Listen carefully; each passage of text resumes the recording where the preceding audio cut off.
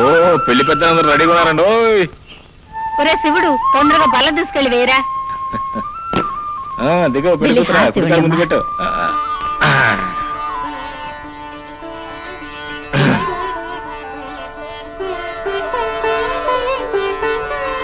పెడతా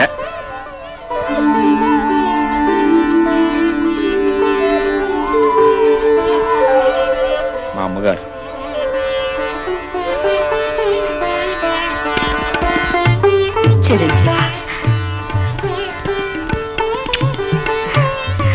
నా తల్లి పదండి, లోపలికి పదమ్మా. ఉడికాలు ముందు పెట్టమ్మా.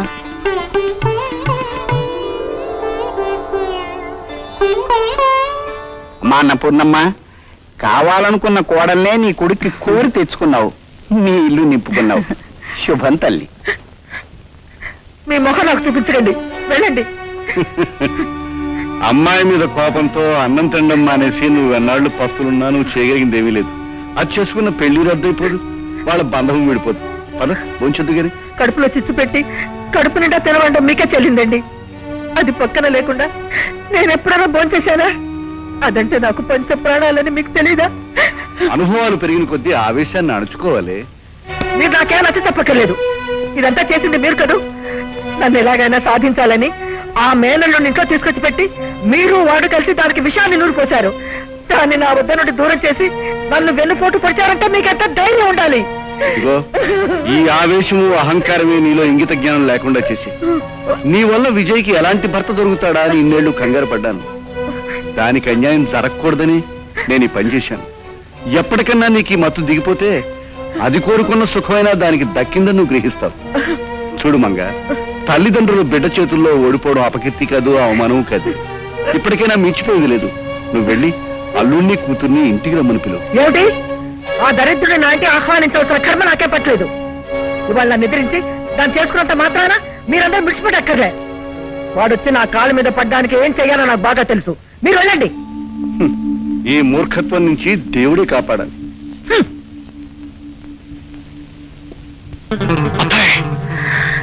సమయానికి వచ్చావరా? ఇప్పుడే నీ గురించి అనుకున్నాను. చెప్పకలేదు తాయ్, నువ్వు అంటే చాలు. ఆ గోపనికి ఎక్కడ తాగడానికి నీళ్ళు కూడా లేకుండా చేసి వాడిని కాళ్ళ మీద ప్రయోగ చేస్తాను. ఓ 10,000 ఇచ్చి. 10,000 ఏమిట్రా, 20,000 తీసుకెళ్ళు. ఈ మంగమ్మ అంటే ఏమిటో వాడికి తెలిసేలా చెయ్యి.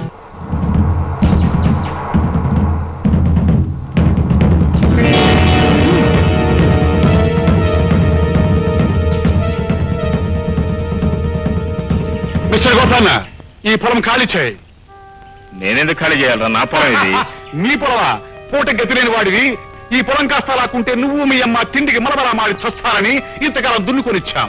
మాటలు జాగ్రత్తగా లేకపోతే ఏం చేస్తావు? మా అత్త ఈ పొలం స్వాధీనం చేసుకోమని ఈ పౌర ఫెటాన్ని ఇచ్చింది. పౌర ఫెటాన్ని ఇవ్వడానికి ఇది మా అత్త పొలం కాదు, మా మామ పొలం. మా మామ మా అమ్మ పెళ్లి కట్నంగా ఇచ్చింది. కట్నం లేదు, గిట్టం లేదు. అప్పుడు ఇస్తే ఇచ్చి ఉండవచ్చు. ఇప్పుడు స్వాధీనం చేసుకుంటున్నాం. ఆ మాట చెప్పాల్సింది నువ్వు, మీ అత్త కాదు మామ.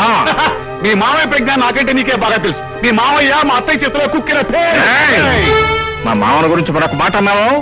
ఏం చేస్తావు? ఏం చూస్తారా? ఏమిటే తెగ దబాయించేస్తున్నావు? ఆడపిల్లకి ఇచ్చిన భూమిని తిరిగి తీసుకునే నీచులు ఎవ్వరూ ఉండరు. నిన్ను ఇక్కడ పంపడం వల్ల మీ అత్తయ్య బండారం బయటపడింది.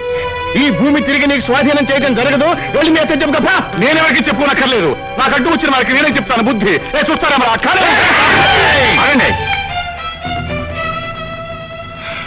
రాజనాలు పండించిన భూమిలో రక్తం చెందడానికి వీల్లేదు. వీళ్ళంటే కత్తిని కూడా కాసిపడే ఆడంగిరికున్నాయాడు. మనం మగవాళ్ళం, మగశిరను వాళ్ళు. కాయ కష్టం చేసుకుని బతికేవాళ్ళం. మనకేంటి ఇది కాబట్టి ఇంకోటి.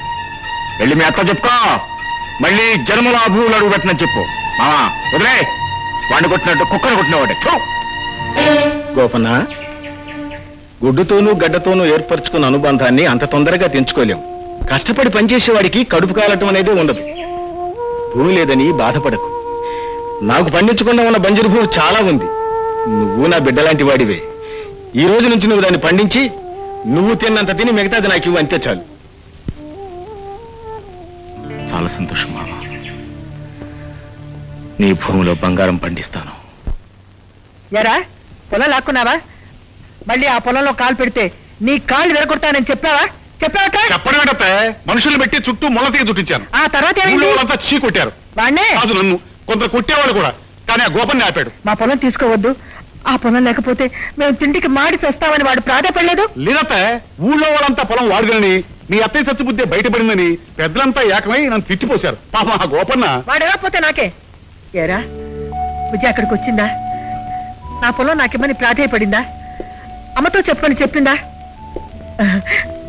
ఏరా అమ్మ ఎలా ఉందని అడిగిందా? అదేం లేదత్త, విజయ్ ఇక్కడ రానేలేదు. అదెందుకు వస్తుందిరా? దానికి అమ్మ కావాల్సి వస్తేగా. దానికి నేను ఎప్పుడో విషమైపోయాను. ఆ దిక్కుమాల పొలం కావాల్సి వచ్చా నేను అక్కడికి పంపాను. ఈ విధంగానైనా నా బిడ్డ నా దగ్గరకు వస్తుందేనమని. అలా రావాలంటే పొలాల్లో కొన్ని టంగు పెట్టిలు ఎత్తిపోయి చొక్కాలు దాచిస్తే లాభం లేదు. చాలే, నీలాంటి వాళ్ళని నమ్ముకోవడం నాదే బుద్ధి తక్కువ. అత్తాయ్, నన్ను తేలిక కొట్టిపారేకు. చూడత్తాయ్, విజయ్ పెళ్లి చేసుకుని వెళ్ళిపోయిన తర్వాత నన్ను నీ కన్న కొడుకులా చూసుకుంటావని నమ్ముకుని ఇక్కడ పడి ఉన్నాను. లేకపోతే ఈ పాటికి లండన్ లో బెండకాయలు అమ్ముకుంటే 50 వచ్చేవి. చూసుకుంటాను రా, చూసుకుంటాను. చూడు, ఆ దిక్కుమాలినవాడు, ఆ దౌర్భాగ్యుడు, ఆ పొగరబోతు గోపనగాడు నా కాళ్ళ దగ్గరకు వచ్చే మార్గం చెప్పు. చెప్పను.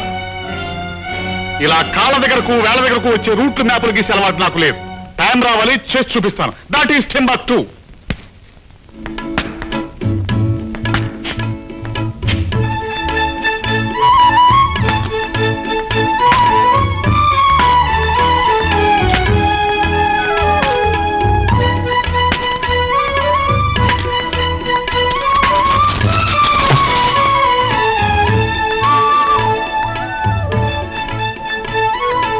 ఏమిటో ఇంటెంట్లో నువ్వెందుకు వచ్చావు?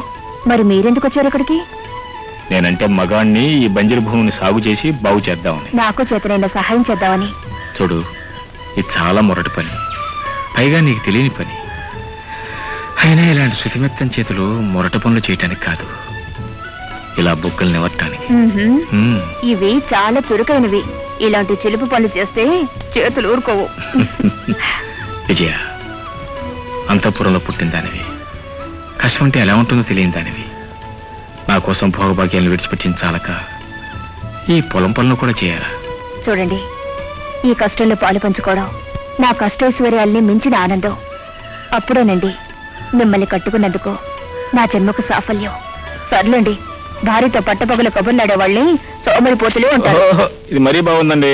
కూసేగాడి వచ్చి మేసేగాడి జడగొట్టిందని నేను కష్టపడి పని చేసుకోమంటే వచ్చి చెడగొట్టింది చాలక. కబుర్లు చాలు గాని సాయంకాలం లోపల ఇదంతా చదువు చేయాలన్నారు. కాబట్టి మీరు చెట్లు కొడుతుండండి, నేను శివుడు వెళ్ళి ఆ తుప్పలు పని చూస్తాం. అమ్మాయి పేరున అర్చన చేయించండి, వెళ్ళండి. ఆగండి, నలుగురు ముత్తైదులను పిలిపించి అమ్మాయికి అక్షింతలు వేయించండి. ఇంకా నిలబడ్డారేంటండి? మంగ,